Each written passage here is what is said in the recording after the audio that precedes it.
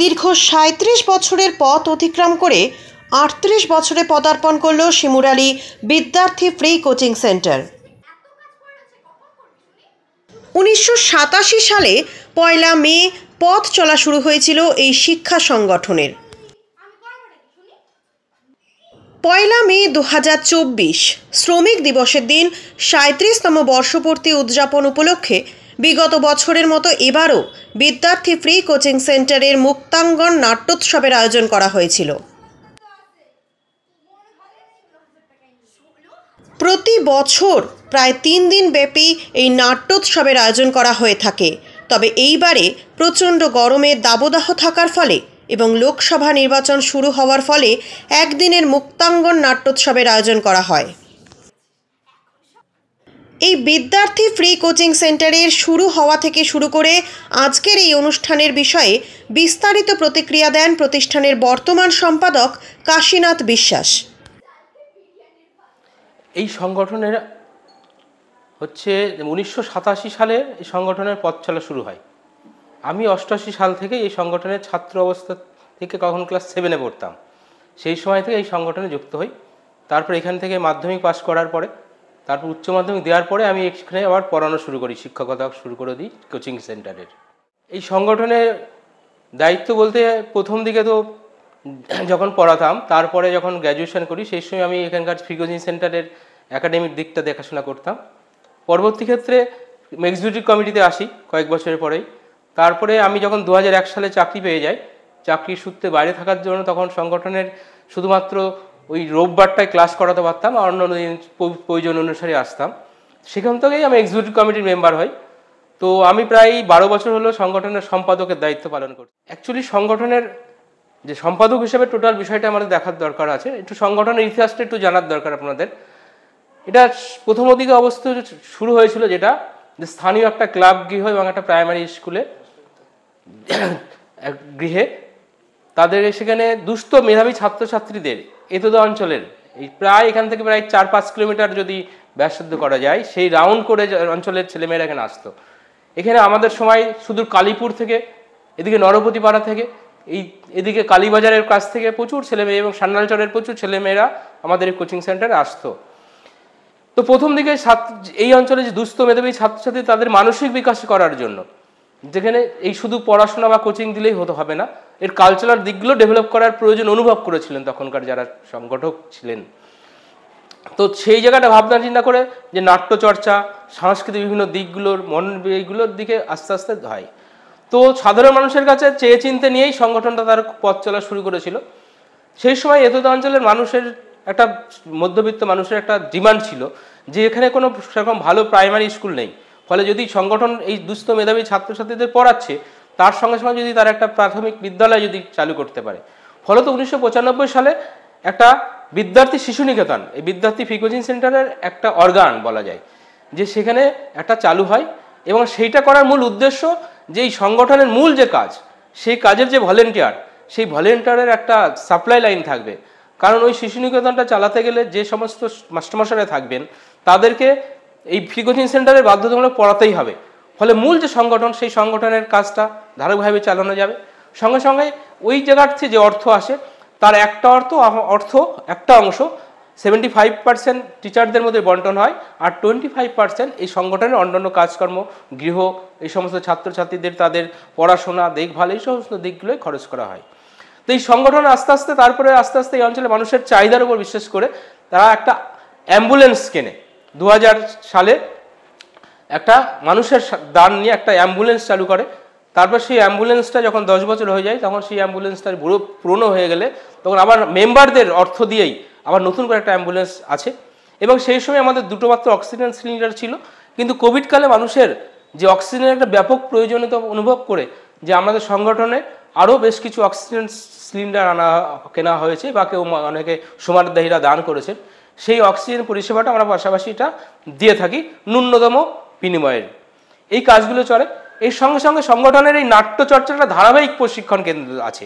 আমাদের একটা সময় 3টে বিভাগ, ছোটদের, বড়দের এবং মাঝারি গ্রুপের 3টে বিভাগের নাট্যচর্চা ধারাবাহিকভাবে আমাদের হতো, এখনও হয়।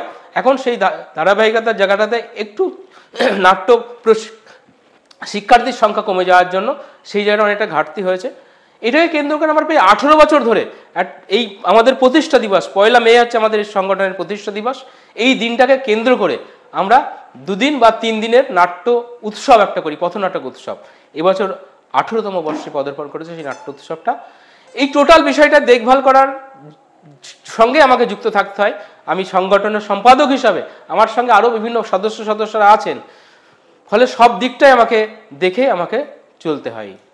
এই সংগঠন পরিচালনার পাশাপাশি একজন শিক্ষক হিসাবে শিক্ষাদান করেন? হ্যাঁ, আমি সংগঠন পরিচালক হিসাবে ফ্রি কোচিং সেন্টারে যেমন আমি একদম ধারাবাহিকভাবে সেই 1994 সাল থেকে একদম নিরবিচ্ছিন্নভাবে আজ পর্যন্ত আমি সপ্তাহে 1 দিন করে আমি এখানে পড়াতে আসি সকালবেলায়। কোন বিষয় পড়ান? আমি এখানে প্রথম দিকে জিওগ্রাফি এবং অঙ্ক পড়াতাম, কিন্তু এখন আমি শুধুমাত্র ম্যাথামেটিক্সটাই, অঙ্কটাই করাই। 5-6 ক্লাসটা নেই, এদের অঙ্কটাই করাই। সংগঠনের প্রতিষ্ঠা দিবসে মূলত সকালবেলা আমরা সংগঠনের ফ্ল্যাগ করি।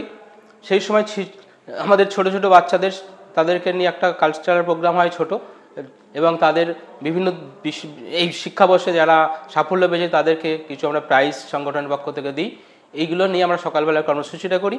আর বিকেলবেলার দিকে আমরা আমাদের নাট্য উৎসব, এবছর এই প্রচণ্ড গরম এবং ভোটের কারণে, মেনলি ইলেকশনের কারণে, কারণ আমাদের এখানে একটা ইলেকশন বুথ হয়, এখানে 2টো বুথ চলে, মানে পশ্চিমবঙ্গ তথা ভারতবর্ষের কোনো প্রাইভেট অর্গানাইজেশন মনে হয় আমরাই প্রথম যেখানে একটা ইলেকশনের বুথ পরিচালিত হয়।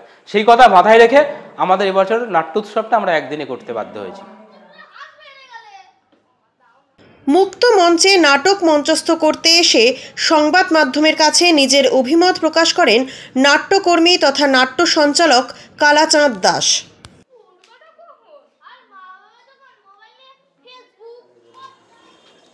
নমস্কার, আমার নাম কালাচাঁদ দাস। আমি উদয়নগর শিশুনাট্য ও সমাজ উন্নয়ন কেন্দ্রের সম্পাদক।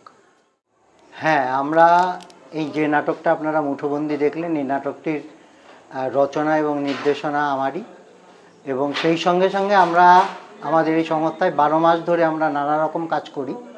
তার মধ্যে নাট্য প্রশিক্ষণ, তারপরে হচ্ছে যে সমস্ত ছেলেমেয়েরা ড্রপ আউট আছে তাদেরকে আমরা মেইন স্ট্রিমিংয়ের জন্য কাজ করি।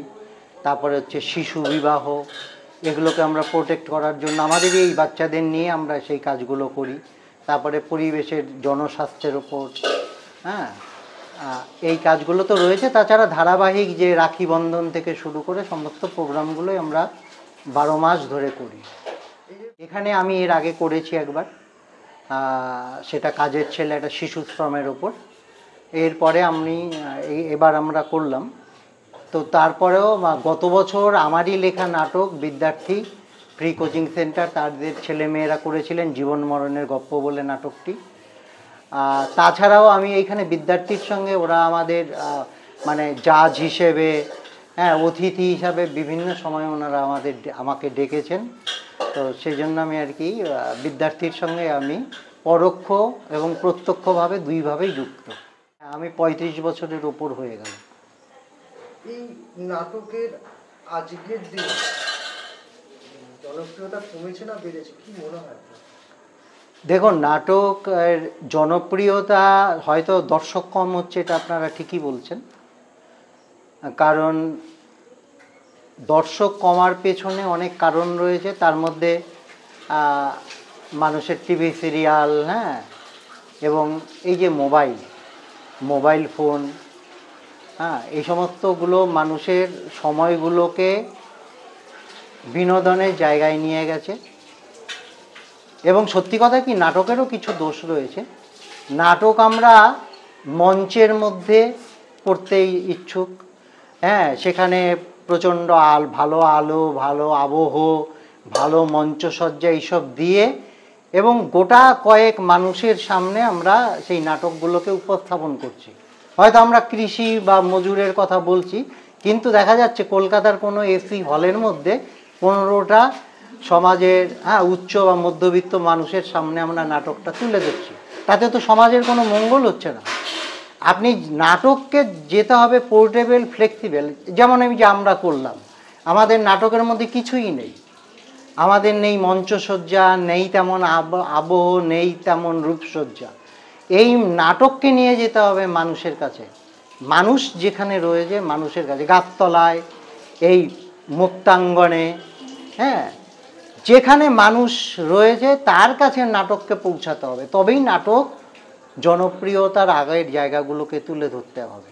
এটা গেল 1 নম্বর। 2 নম্বর হচ্ছে যে মানুষের জীবনমুখী নাটক করতে হবে।